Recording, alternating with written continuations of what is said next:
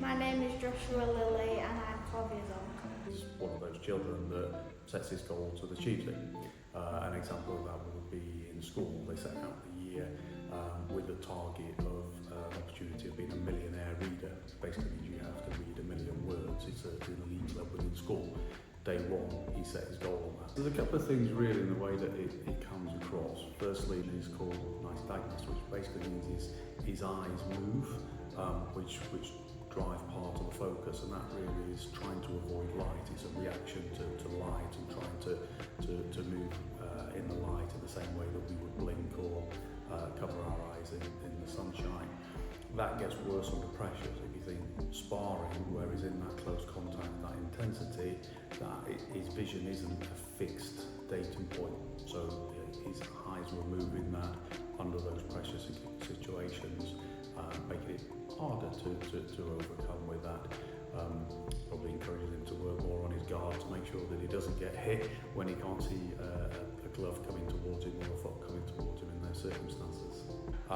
The second part of his condition is distance vision. His vision is really kind of 3 maybe to 5 meters, but he's blurry through that.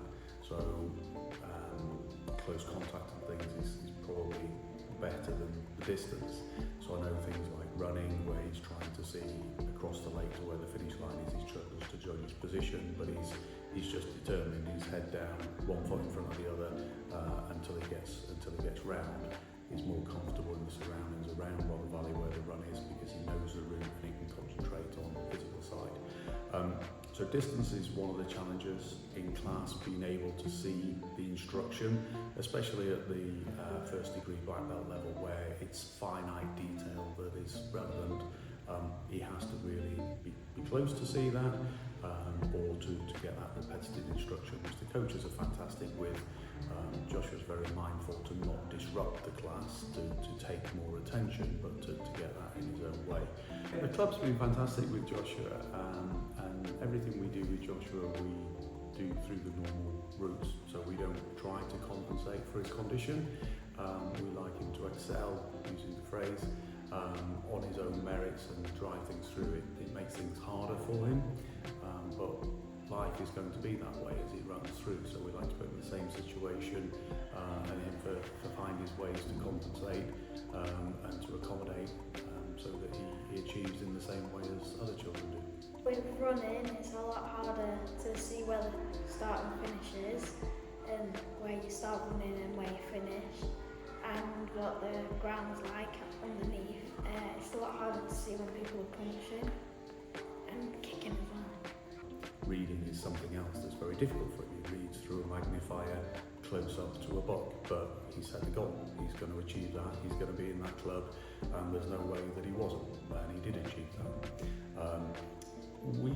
He wants to be in a situation where he doesn't want to compensate for that. He doesn't want to be, well, I'll be a half-millionaire reader to achieve effectively, to compensate, to achieve the same standard, if you like. He was, no, I want to be a millionaire, I want to achieve that, and he set his goals.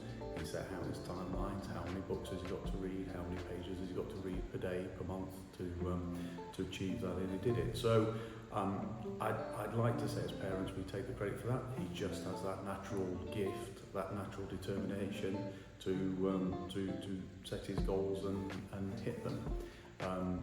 I think he's focused on not necessarily being the best, but never failing, and never quit, never fail. If he sets a goal, he will achieve it, whatever it takes for him to get there.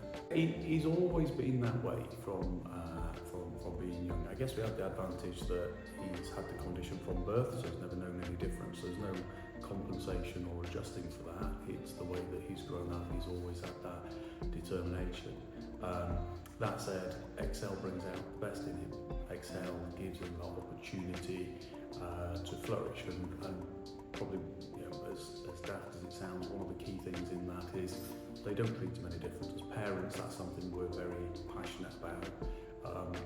He skis, worse conditions for him, but he skis, he loves to ski, and I worry that I now can't keep up with him on skis. Excel's the same.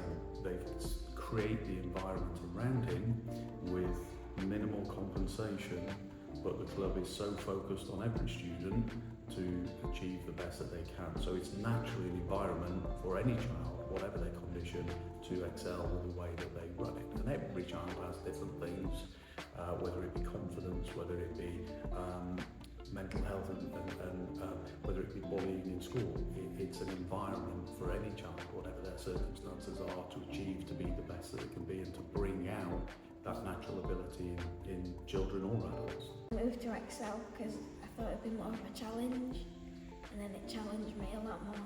Yeah, it was very challenging to get here, and I feel like if I had stayed at the other club I wouldn't have got much better, but I feel like I have here. The equipment's a lot better and the coaches are more friendly and challenge you a lot more, and the people here are quite, well, they're really nice